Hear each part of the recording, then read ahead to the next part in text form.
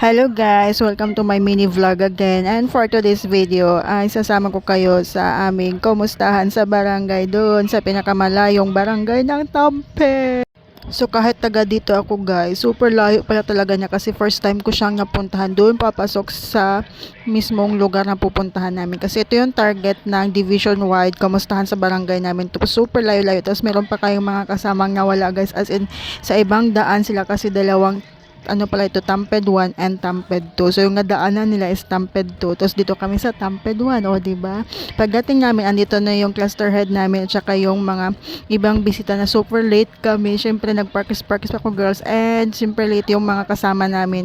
Kaya yung program na ginawa ko, nabaliktad na naman siya. So kailangan palitan yung mga dapat palitan. Kaya ang hirap maging MC guys, kung pwede lang. Ako lagi kasing pinagtitripan nila mag-MC. Ewan ko ba bakit anong trip nila sa buhay. Kahit nga ako pangit na pangit sa boses ko, iwan ko sa kanila yung trip nila sa buhay. So yan yung in-invite namin ng mga parents at saka mga bisita. Andyan si Cap nagsasalita. Ang kulit din pa talaga ni Cap, natatawa na ako kahit hindi ko masyadong naintindihan kasi guys, manobo po yan sila. Meron nakakaintindi naman ako kahit papano, pero hindi naman ganun ka super lalim yung word. Pero ang kwela-kwela pala ng kapitan nandito kasi kung titingnan nyo guys, super seryoso niya. Parang alam nyo yung strict person, ganun.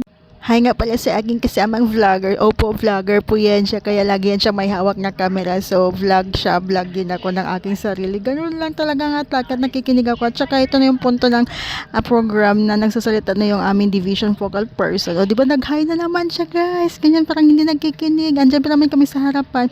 At ito yung kasama namin na naasa niya naman sa ipapaliwanag ka daw kung ano yung meron sa as. Ganun. So medyo nagkakaintindihan talaga yan sila kasi actually na yung mga manobong persons ito guys is may halong Maguindanao. So nakakaintindihan sila sa isa't isa. Ako lang talaga ang naiiba dito. Ako lang ang Christian sa grupo namin. At saka yung mga ibang tao dyan guys is dati kong mga learners kasi yung first batch ng us, andyan sila nagsilipat from Dilitan. Kaya kilalang kilala nila ako. Ito naman yung kasama ko guys na nagpapaliwanag kung paano daw magtanim ng tamang punong kahoy. Actually madala silang kape kaya ayun.